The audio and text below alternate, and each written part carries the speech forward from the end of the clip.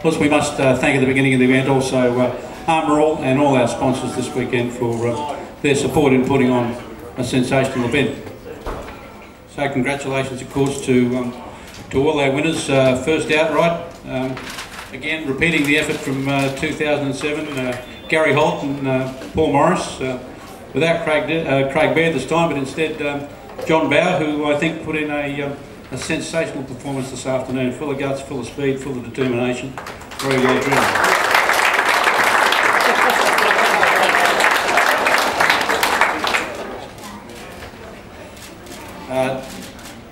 Des Wall, David Wall and Trevor Simons also came through for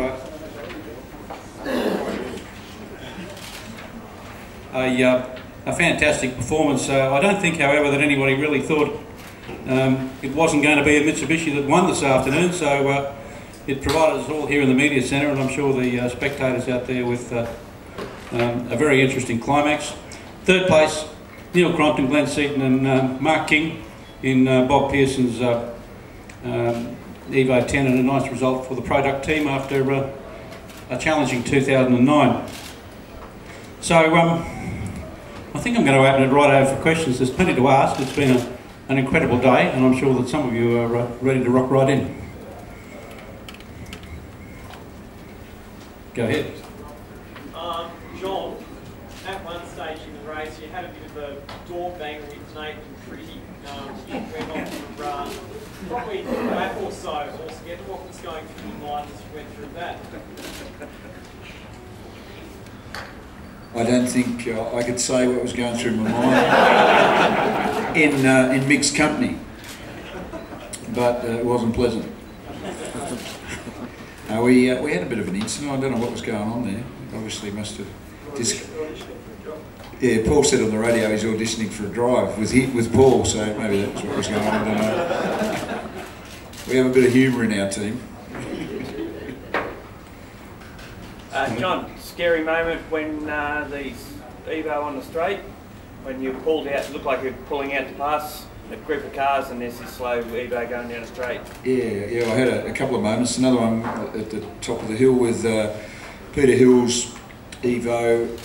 He must obviously have an accident or something. The track was 3/4 blocked, so I nearly hit him as well. So it was a pretty interesting day. Like, I've been coming here for 25 years, I suppose, and I don't think I've ever seen a tree fall down before. The chainsaws come out. So I guess that's what makes it, you know, it's a special event. It's quite different to the other races that are on here, and yeah, I think it has its own intrigue, and you know, I think the only thing that really is missing is a bit of motor industry support. I mean, Holden have got to be commended for that, because they're the only one here, I think, really, maybe Alfa Romeos. So, you know, the Mitsubishis of the world and the BMWs and Subarus and all that, they all stand on their hands. So I think they're pathetic. Well said, Jay. Thank you.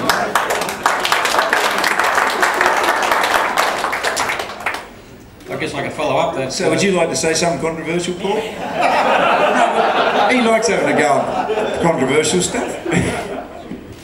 I think I could follow up that answer though by probably asking Gary, the owner of the car, to summarise the team's day, the Eastern Creek International Karts team day, and particularly what you thought was the advantage, if you like, of your car. As I said, perhaps it was not predicted in conditions like this that an all-wheel or a rear-wheel drive would win the event, but you were there and really strong in the end.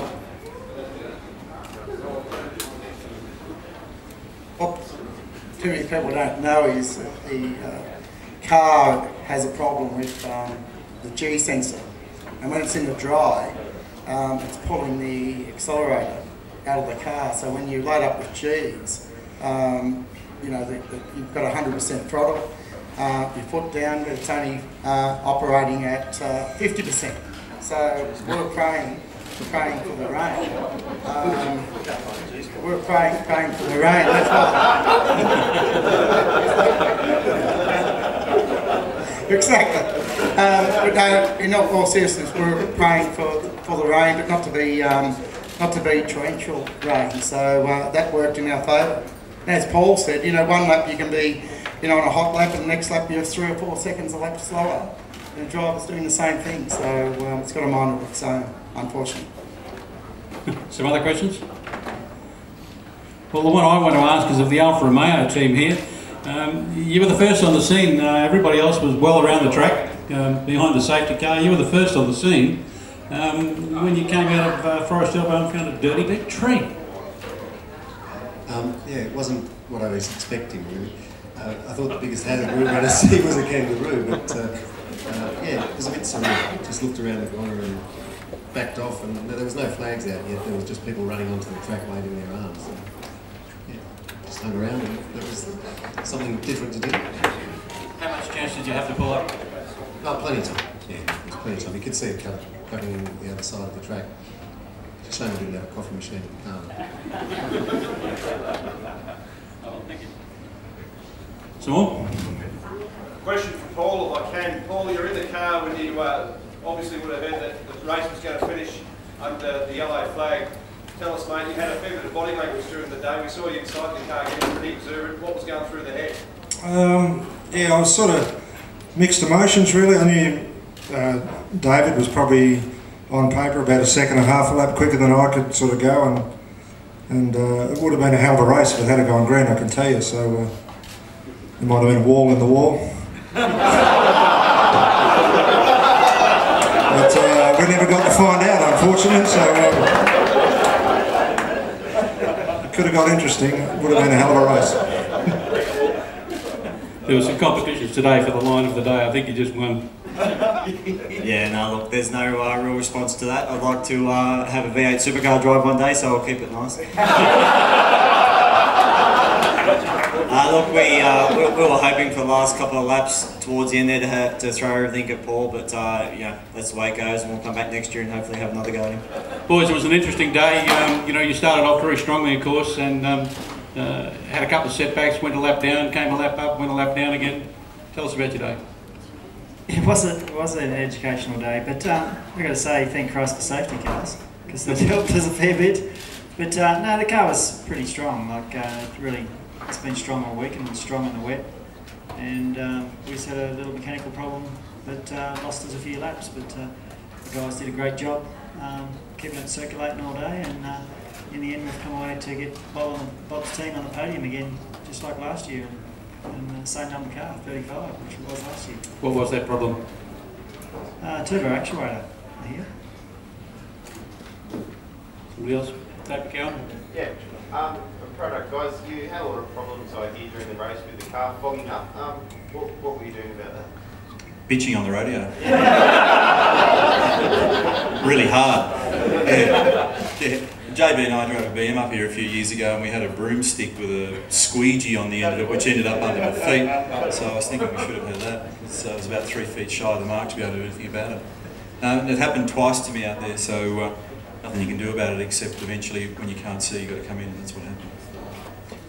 It was just, it's a very intense race. Any race is intense if you're serious about it, and 12 hours with these sort of conditions is pretty hard work for everybody, not just the blokes driving the cars, but the people that are in the pits and calling the strategies. And whilst I'm on strategies, I'd like to congratulate Paul Morris, because I tell you what, he's a real good strategist. He is, truly, yeah. I mean, without Paul, you know, looking at it in a visionary way, I don't think we'd be sitting where we're sitting. So when he decides to stop driving, which he shouldn't do for at least 20 years, he got a big future in the old, you know, strategy thing. So, yeah, you give yourself a job. So that was just a very emotional thing. I mean, I don't think I've ever been through so many things. Races stopped in the middle of it. So you turn the car off, the bloke's getting out, going to the toilet, you know, getting back in again. I mean, that's pretty unusual, isn't it? Yeah. Was that in the pits or up the top? No, that was up the top. It was on the track. And I said to one of the marshals, she said, I'm busting for a leak. And he said, oh, you can get out, there's a toilet over there. And I said, no, they'll start the race again while I'm out there.